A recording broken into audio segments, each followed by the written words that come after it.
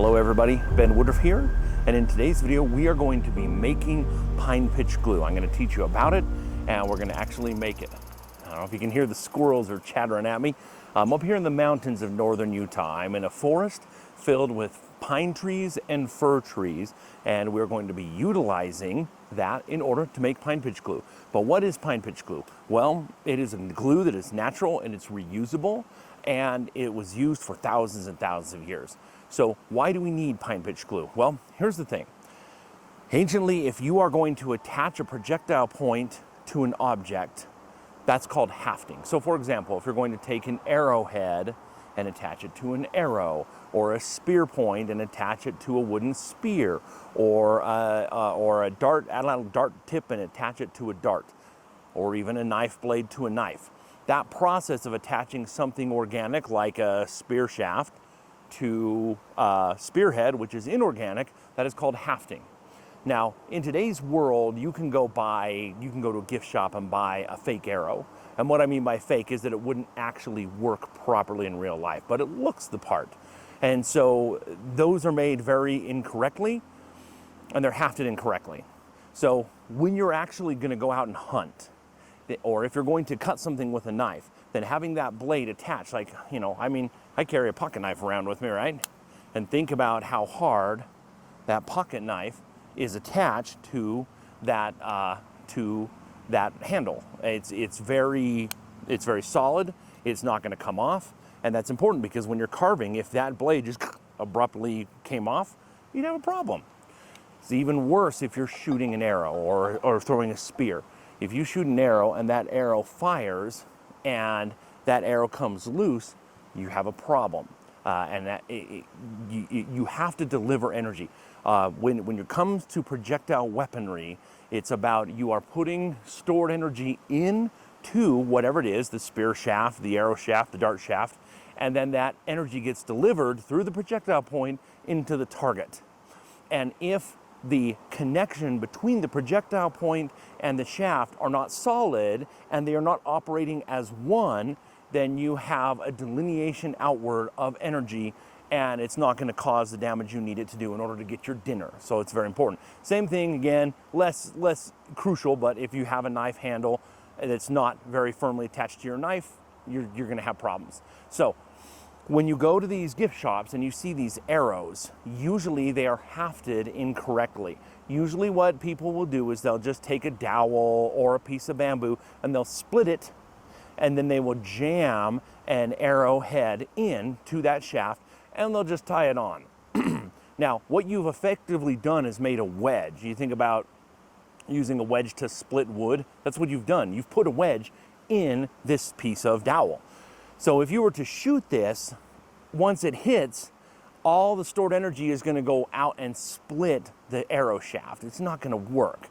So first of all, for the record, if you are ever hafting an arrowhead to an arrow, spearhead to a spear, an atlatl dart point to an atlatl, you don't split the dowel.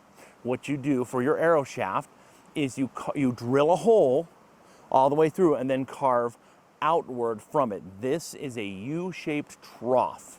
And then you put your projectile point in there, and then you haft it.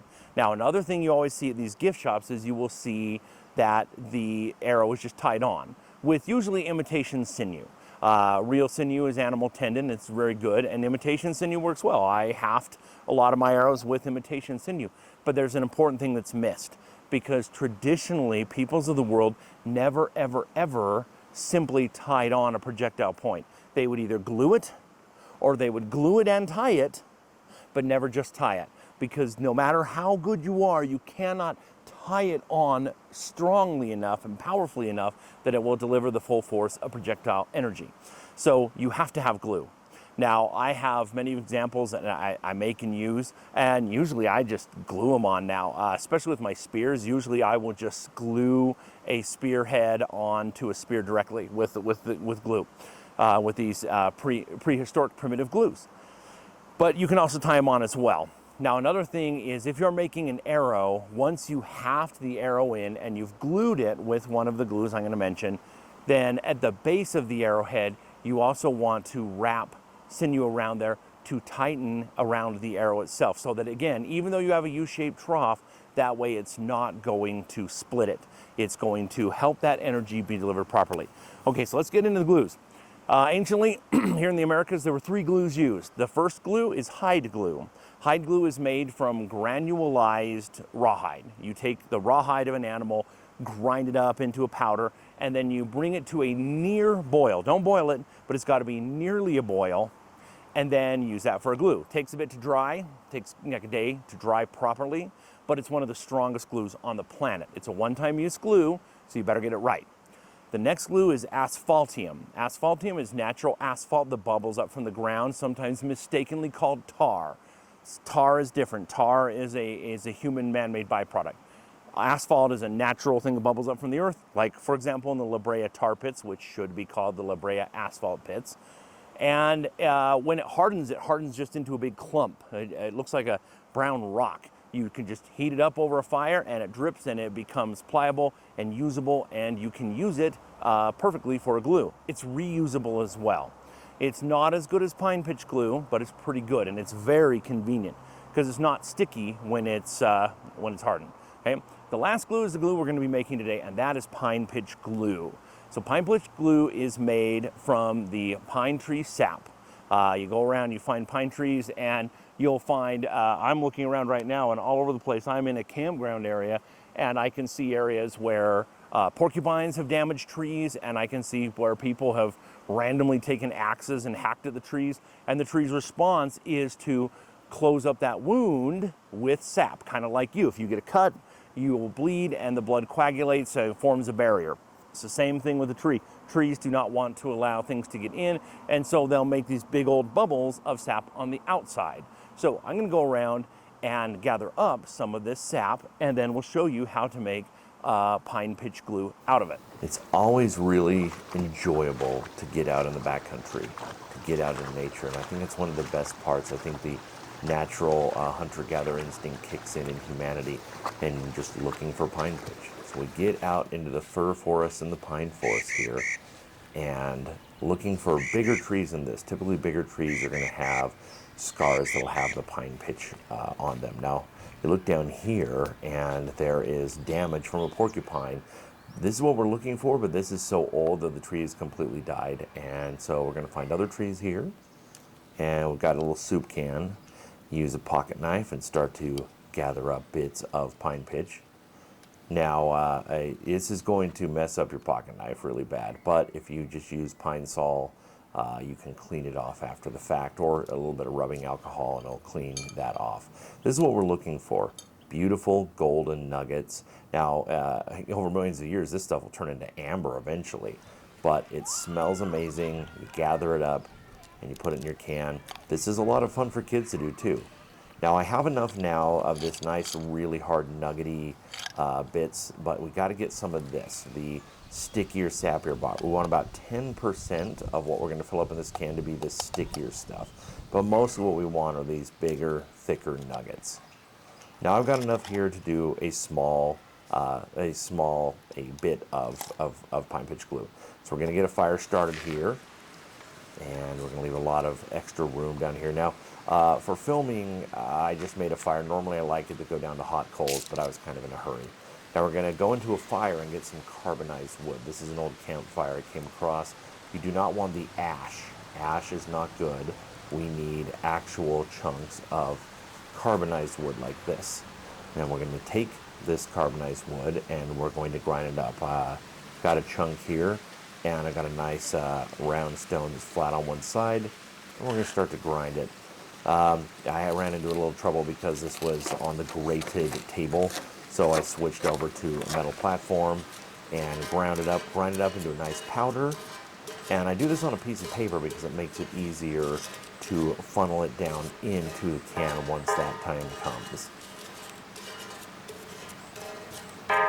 Now we're going to take a look at the fire here. We're going to go ahead and put it on the edge. Now again, really ideally this should be just hot coals, because what can happen is you can actually ignite the pine pitch in your can, which actually did happen, and you can see it here, and it's burning down inside, so I quickly took it out and just blew on it. Now you got to be careful because some of these fumes can be not good for your lungs. So be careful not to breathe in those fumes. Now once got it out, and once do a little bit of stirring, I've got a dogwood stick here, and you can see it's starting to melt and render down. It's got a ways to go. Eventually it's all rendered. Take it off, and we're going to start to put in that granulized carbonized wood down into there. Now it's a bit of an art. You got to kind of test and see. You're going to stir it up, put a little more in, stir it up, pour a little more in. Obviously you don't want to put too much in. Now anciently some people would also put a little bit of jackrabbit poop in to work as a mortar in between, but I never do. I just do the actual stuff. Now I'm putting a little bit of that carbonized wood on the outside there as it's cooling off. And I start to push it. It's squishy, kind of feels like Play-Doh, and it cools incredibly quickly. It still will take, half an hour to harden completely, but it will cool off to the touch within a minute and a half. Okay, well, we're done now. So we got this off, and it kind of looks like a hot dog on a stick.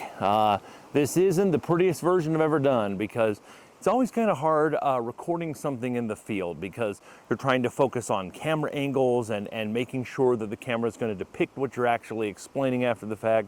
So normally this looks a little more uniform, but this is still a little warm, but it's going to cool off, and then you just cut it short, and anytime you need it, you just heat it up over a fire, drip it off into when you're hafting. If you got that little U-shaped trough in an arrow, you put a few dabs of this in, put the arrowhead in, and then you put a few dabs around the outside, and then lash it on with your sinew, and then you're nice and solid. And this makes a solid bond between something organic like an arrow shaft and something inorganic like a stone arrowhead. So hope you enjoyed seeing that and learning how to make pine pitch glue. Very handy, very useful. And so hope you enjoyed that. If you haven't already, if you could hit subscribe to my channel, I very much appreciate it. And always remember that life is a gift. So never stop learning and never stop exploring. We'll see you next time.